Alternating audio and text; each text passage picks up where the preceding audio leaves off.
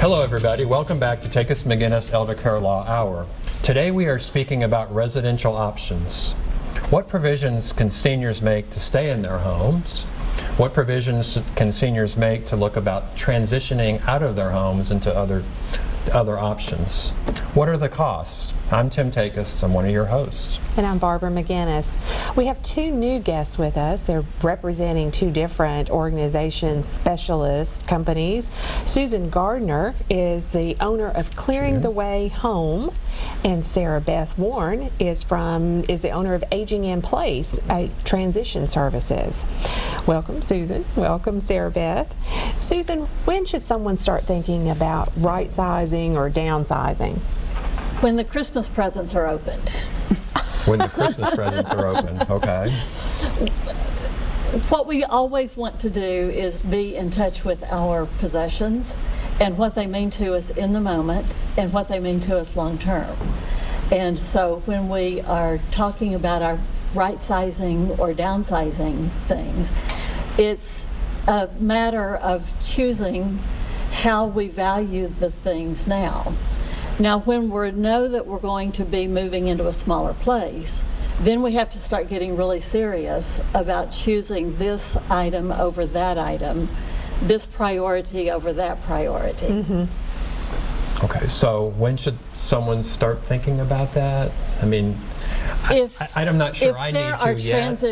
If there are transitions that are happening and we're beginning to see signs that we're not going to be able to stay in the home, or our parent will not be able to stay in the home, then after we've looked at the options that you have talked about before, then we are ready to say, I'm ready to take home the things, the Letterman jacket that has been in the closet forever. I'm ready to take the dishes that you have wanted me to take and start using them now instead of waiting till later. Well, you know, I love my stuff. You know, I know you do. And I have too much of it, I'm sure. So how do I detach myself from that? How do I declutter in a way that makes sense for me? Or Play my a mother game. that does that. Play a game called Friends, Acquaintances, and Strangers. Okay. And when you're talking about your friends, put a sticker on it that says, no matter what, I'm going to keep this. This is my best friend for life, and I'm going to find a way to keep it.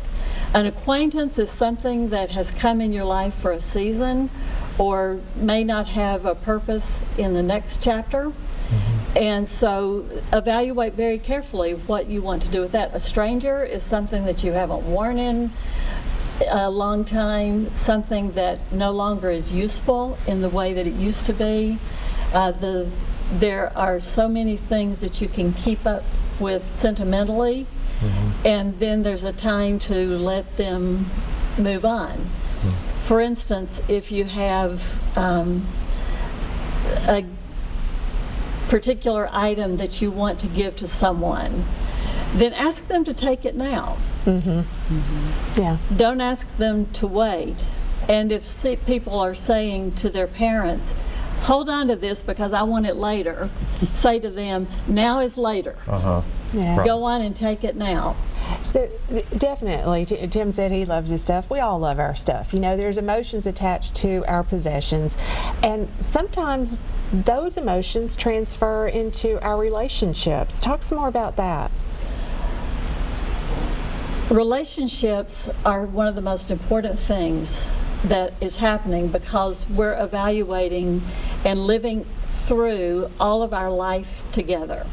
When my parents downsized, they moved from a two-story house to an apartment, a retirement apartment. We had a day where everybody came over and we chose the things that we would keep. Well, we were deciding it with drawing straws if 4 people wanted it, there are 5 of us, or flipping a coin if 2 people wanted it. Well, when we did one last coin toss, and I won the toss over my sister, it was more than we could handle. And we sat there and just almost started to cry, and we had to stop the whole process. Because at that point, we were back reliving our childhood, reliving everything that had come before. The relationships that we had came down to this one coin toss. We slipped outside, and while we were there, Dad came, and he put his arm around us. And we were able to realize that while we were dealing with their things, we were grieving their loss. Right. Okay, so Sarah, so Susan, you're helping people get rid of their stuff. Sarah Beth, what do you do? What does Aging in Place Transition Services do? Does it help people stay Two or different go? things. We can help people stay by aging in place, but that doesn't necessarily mean the place they're in now. So they may be making choices to move to a new location, not necessarily a senior community, but to downsize from, let's say, the big house they raised their children in to something more manageable and small.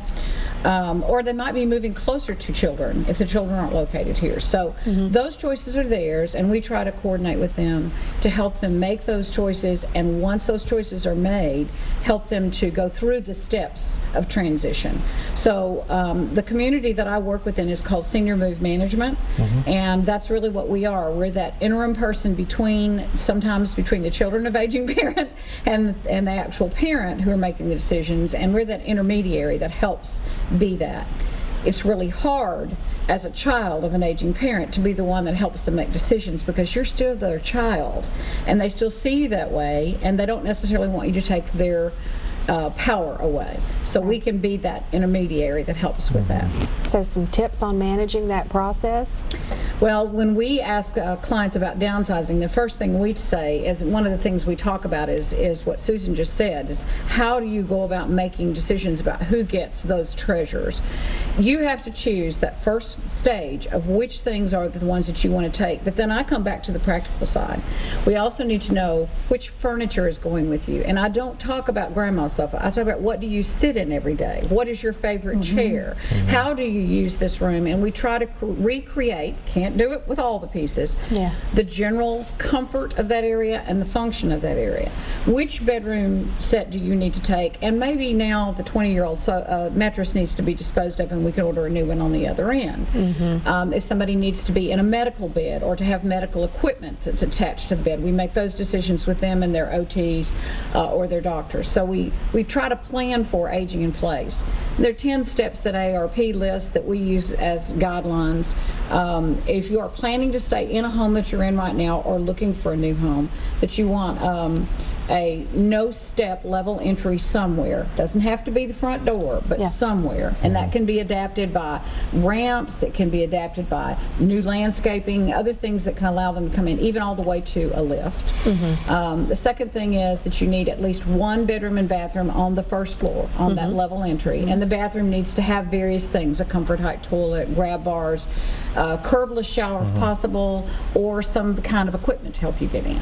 So now now let's posit this situation. Okay. So both of you, you have families that come to you and they have to move Mom because they showed up and she was face down on the kitchen floor. She can't stay at home anymore, and now you've got this stuff.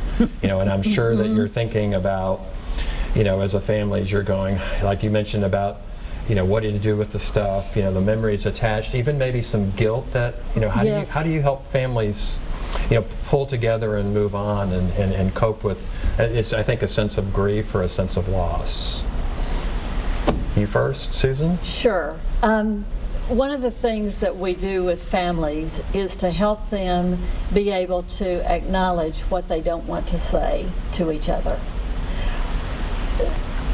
I don't ask them to talk with each other about what they are feeling, but I do ask questions that help them to get in touch with their Feelings. Feelings, yes. And then Same, pretty much. We talk about the feelings with the client, with the person that's moving. We coordinate that discussion with the children if they are part of what the move is. And we talk a lot about making plans ahead. One of the greatest gifts that my mother did was to sit down with us several years before she moved and make a gift list of which treasures went to whom. You could trade later. Yeah, I think that's great advice. We've got your contact information that's going to go up on the screen on how to find each one of you ladies and your companies. Thank you for being here. Thanks a Thank lot. you.